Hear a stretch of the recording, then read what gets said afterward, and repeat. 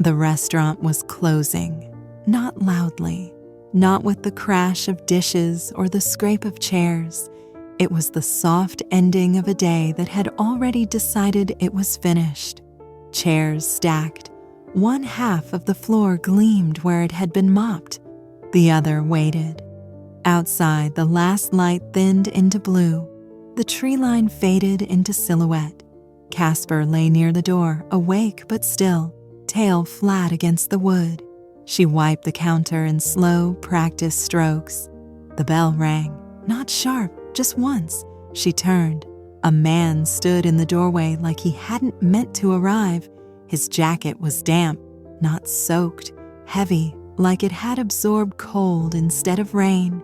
His hair clung to his temples. His eyes moved slowly, scanning the room as if each object needed permission to exist. "Water," he said. His voice scraped on the word. She didn't ask questions. She filled a glass, set it on the counter. "Sit," she said. "I'll bring something out." He nodded and walked past her, not to a booth, not to the corner table. He went outside to the table closest to the trees. Casper stood and watched him go. She made something simple: bread, soup, food that didn't demand conversation. She carried the plate out herself. The man sat with his hands flat on the table, staring at nothing. She set the food down. "Eat," she said. "If you need anything else, ask." He looked up. For a moment, his eyes focused. "Thank you," he said, like the word took effort. She went back inside, rinsed the glass, wiped her hands, turned for the broom. Casper was still standing by the door. He didn't move when she opened it again. The table was empty, the chair pushed back, the food untouched, the soup still steaming. She stood there, listening. No footsteps, no movement in the trees. She carried the plate back inside and covered it. Later, when she locked the door, she noticed the wet footprints on the porch. They stopped at the edge of the steps. They did not lead away. She didn't drive home right away. She stood in the empty restaurant with the lights low, Casper watching the door like it might open again. Then she picked up her phone. John answered on the second ring. "I think someone just vanished from my porch," she said. A pause. "Did you see him leave?" "No." Another pause, longer. "Stay there," he said. "I'm coming." John arrived 10 minutes later. He walked the porch, crouched, studied the footprints. "They don't lead anywhere," she said. "I see that." Casper stood between them and the trees. John straightened and finally looked at her properly. "You need a break," he said. She frowned. "From what?" "From pretending this place runs on normal rules," he said. "You've been working non-stop.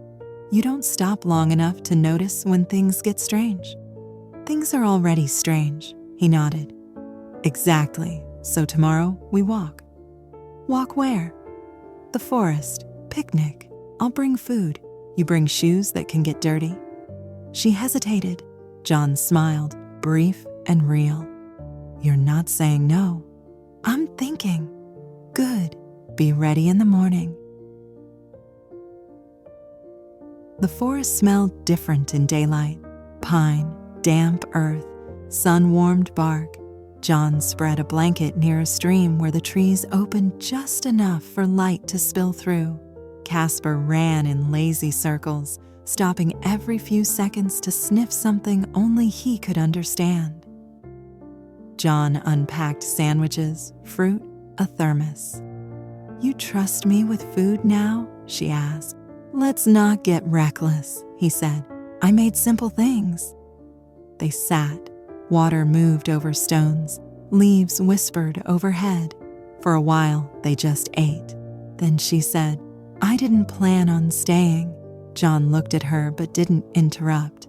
"I left the city because everything there felt loud," she continued. "Not noise, People, expectations, the idea that I was supposed to know what came next. She picked at the edge of her sandwich. And this place, she said, was the only place I could remember that didn't ask me for anything. John nodded slowly. My father used to bring us here, she said, every summer, and sometimes to spend holidays with you and Uncle Ben. Best time. Then one year he just stopped. Wouldn't talk about it, wouldn't come back. Casper dropped a stick at John's feet. John threw it. Casper ran. I don't know why I'm here now, she said. I just know I didn't want to be anywhere else. John took a sip from the thermos. This town used to belong to lumberjacks. The forest provided good wood for years. When the practice stopped, families stayed behind like the diner ladies, worked their livelihood around hikers and tourists. This forest has a way of calling people back, he said. Sometimes it's not about the place. Sometimes it's about what got left behind. She watched the water. What did I leave behind? She asked. John didn't answer.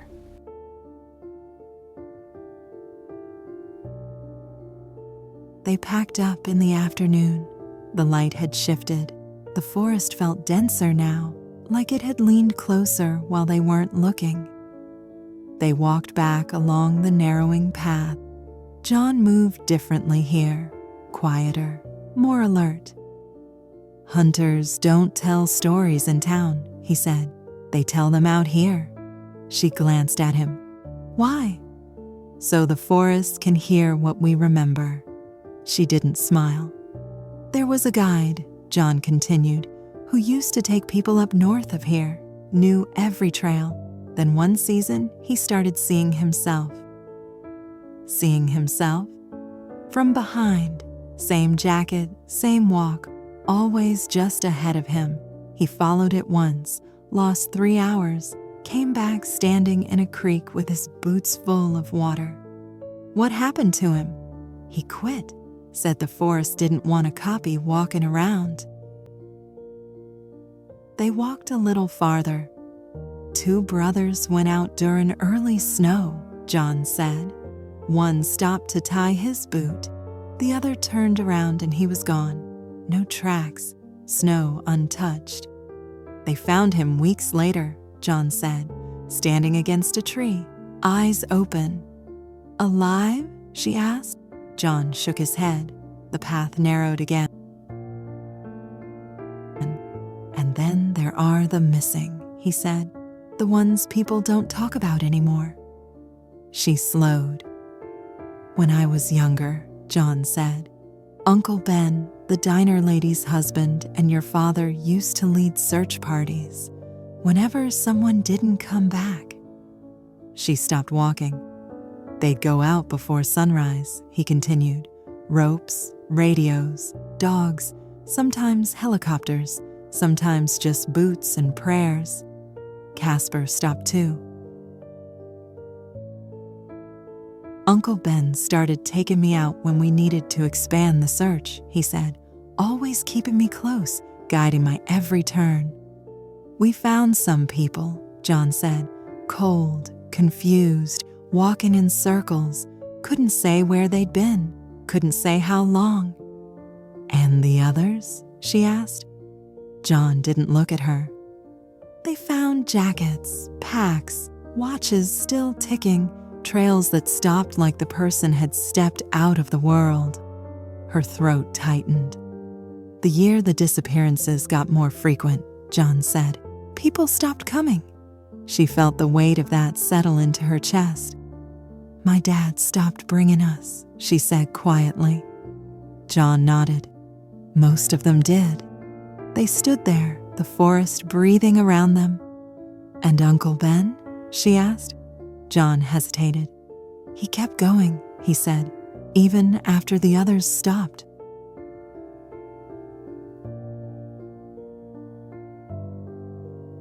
They reached the edge of the clearing. The restaurant roof was visible through the trees. "And the cabins?" John said softly. "Ones like yours." She didn't answer. "Some nights," he continued, "the forest leans in close, not to get inside, just to see who stayed." Casper let out a low sound. "That's enough," she said. John stopped immediately. "Sorry," he said. "I forget where the line is." She exhaled. "Just not today." He nodded. "Fair." They walked the rest of the way in silence. She closed the restaurant early that evening. The light outside thinned again, turning the trees into dark shapes. Casper lay near the counter. She reached for the broom. Her foot caught on something loose. A floorboard near the counter shifted. She knelt, pried it up. Underneath was a narrow hollow. Inside it sat a metal box, old, scratched, heavy. Her name wasn't on it, but Uncle Ben's was. She lifted it out slowly. Casper stood. The restaurant felt different with a box in her hands, like something had been waiting for her to notice. She locked the door, carried the box to her car. She would open it at the cabin, where the forest could see what came back into the light.